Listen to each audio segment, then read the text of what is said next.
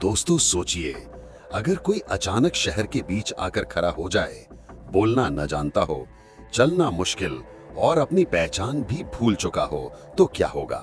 1828 में जर्मनी के शहर न्यूरमबर्ग की सड़कों पर एक अजीब लड़का पाया गया। उसका नाम बाद में कैस्पर हाउजर रखा गया।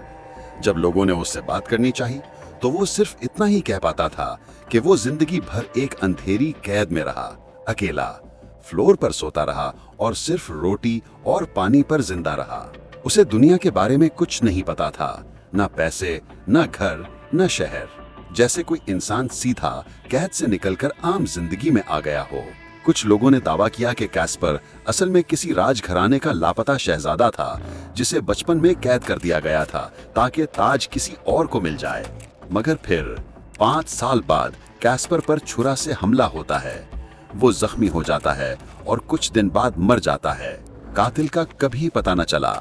उसके असल वालिदैन का राज भी कभी सामने न आया और कैस्पर की कहानी एक अधूरी पहेली बनकर रह गई। क्या वो वाकई शहजादा था, या कोई पॉलिटिकल सैक्रिफाइस, या फिर कोई प्लान्ड एक्सपेरिमेंट? आज भी दुनिया के रिकॉर्ड इस सवाल का जवाब नहीं दे पाते। कुछ राज सिर्फ कहानी नहीं होते, वो तारीख के जख्म होते हैं जो कभी भरते नहीं।